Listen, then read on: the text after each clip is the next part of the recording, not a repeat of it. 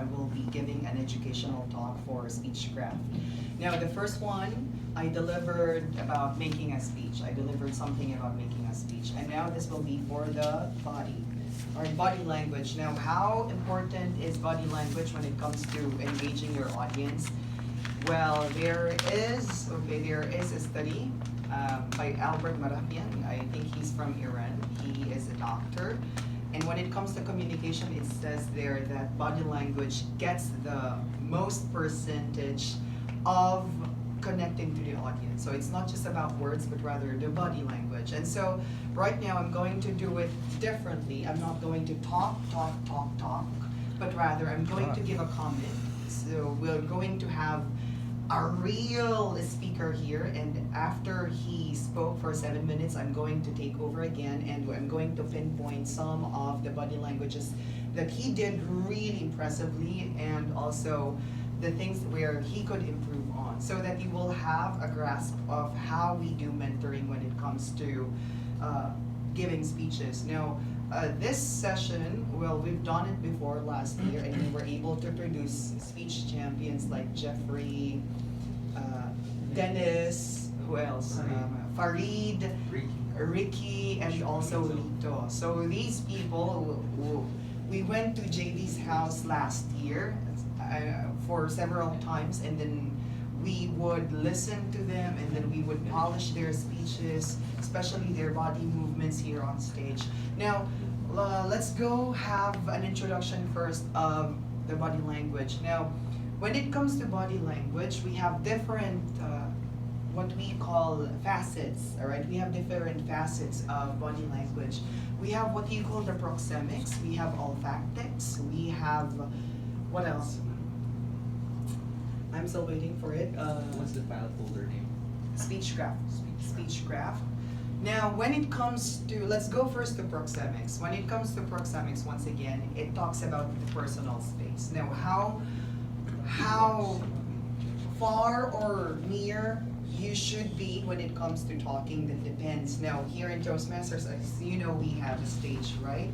And sometimes, or most probably, we're not allowed to step out of the stage. But rather, how can you connect, or how will you be able to use your proxemics in delivering a speech? Now, there is, well, these are the things that I usually do. If something is positive, if you're talking about the positive point, you have to move forward, okay? If you're talking about a negative thing or a negative situation in your speech, you have to step back. So that's just about it, okay, when it comes to proxemics. Because we have what we call personal space, we have social space, we have intimate space, and we have public space. When you say public space, it's around 12 to 15 feet away from you. Okay, now who are these people? Usually your not really your acquaintances, but rather your audience. If you're talking, if you're a public speaker, usually you have your public space around 12 to 15 feet. Now, less than that, we have, I think, 12 to 9 is what you call your social space. Now, when you say social space, your acquaintances, you're not close, okay? Hi, hello, so you just do that. Less than that, we have what you call the personal space. And who are these people who could get inside your personal space? Only your friends, okay, your close friends and your family members. If it's just 1 feet away from you, only your relationships, romantic relationships, can enter that space. All right, even your families cannot, because sometimes it's two. All right, so it's like 1 pipa. All right. So this one is your intimate space. If somebody comes in here, and then you don't know that person really much, it will be a little awkward. Okay, but then I think we don't have it in the Philippines when it comes to MRT, right? All right, MRT are trains, and here also VVP. All right, okay, now let's go. Thank you. Yes. I just have here one slide in. Right. Hold on. Time is running.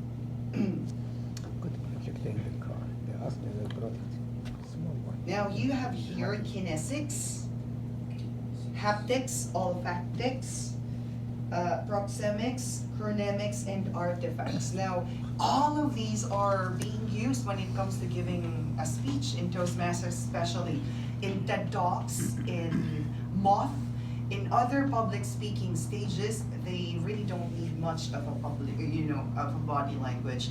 But that is very different when it comes to Toastmasters, because every detail, every element should be done in Toastmasters. Now, this is what we're going to discuss. Number one, kinesics. What is kinesics? When you talk about kinesics, that includes facial expression. As much as possible, do not tweak your or cringe too much as possible.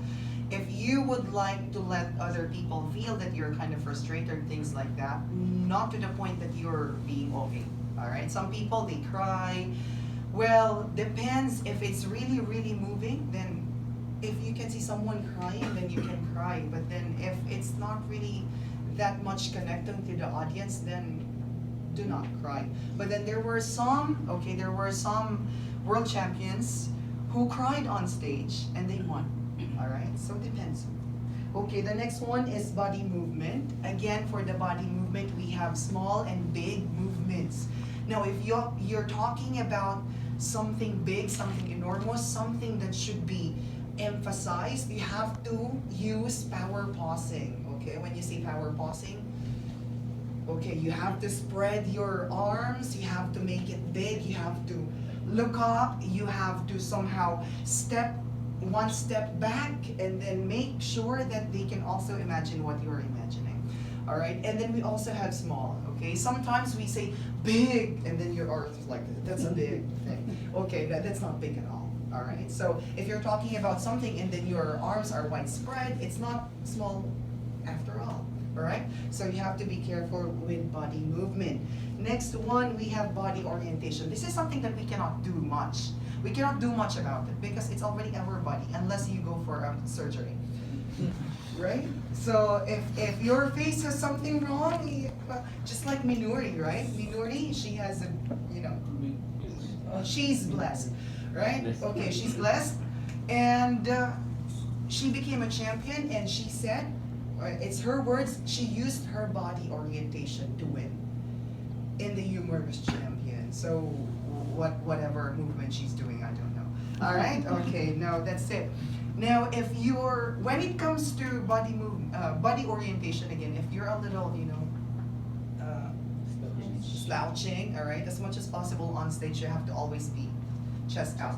But then if you're blessed, not too much, because especially to the girls. Now I'm saying this is true because the focus will not be on your face, but rather somewhere else. So as much as possible, you have to maintain the focus here. No all sex. right, not anywhere else.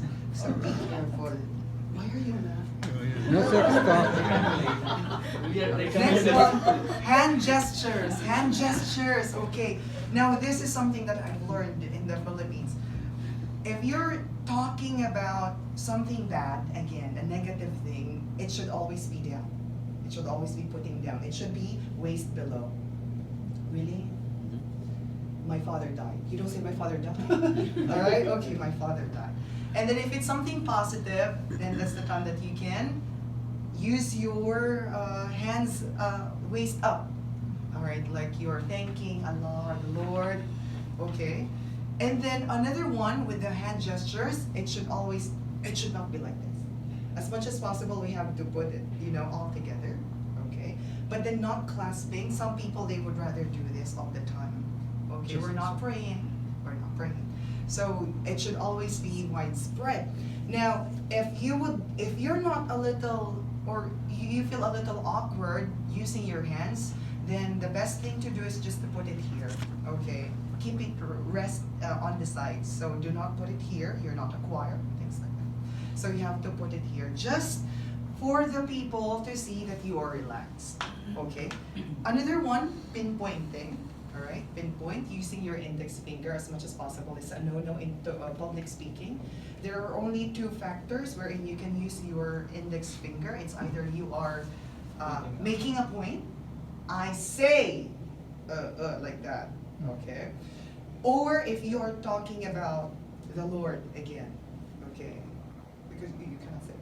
All right, so that is one, and then another one. If it's something negative that you would like to emphasize, do it here. Okay? Never ever point to people. That is a no-no when it comes to public speaking. Alright? Okay. Because if you're going to point someone, that person will, wait, why are you pointing at me? He will disconnect. Alright? Okay, now let's go. Next, we have eye contact. Again, there is a rule in eye contact. Do not exceed 5 seconds. Oh. Yes. If it's more than 5 seconds, you only have 2 motives. Number 1, when it comes to eye contact, only less than 5 seconds. Alright? Less than 5 seconds. Number 1, why? Because if it exceeds more than 5 seconds, 6 to 10, things like that, it could only mean 2 things. Number 1, either you like the person so much, like when you're staring staring at your crush, right? Okay, and then the other one, if you have angst or grudge or you're angry with that person, we do this. When we were kids, we always do that, right? Tiger look. Now, as much as possible, it should only be less than 5 seconds. So if you have here someone who you really fancy, just look for 4 seconds. 1, 2, 3, 4. 1, 2, 3, 4. Again, alright? Okay. Do not look more than 5 seconds. If I'm going to look at you for more than 10 seconds, you will feel again uneasy. Alright? Very, very uneasy for a person sometimes, and you always have to you blink, alright? You have to blink or else you're a robot. Next, let's go for haptics. Now for the haptics in public speaking. Okay, now when it comes to public speaking, what are the things that you should not touch while you're on stage? Alright? What are these things? Of course, you know the private areas, right? The private areas, your buttocks, and then the front. For girls, it's okay here, not here. Alright, so just in the middle. It's like your heart. If you put it here, it could mean something. Alright? Another one, if you are doing this or this one means you are not telling the truth. So don't do this. This one is like you are thinking.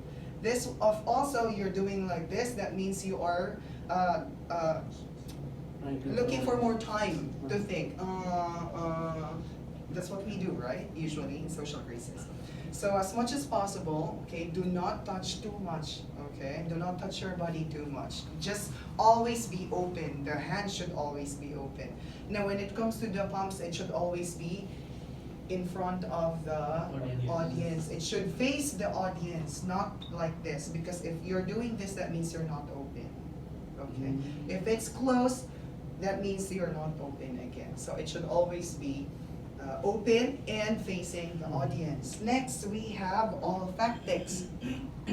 Now, olfactics, smell has also something to do with public speaking. If you don't smell good, all right, especially those people in front of you, they will disconnect. Plus, these people, why?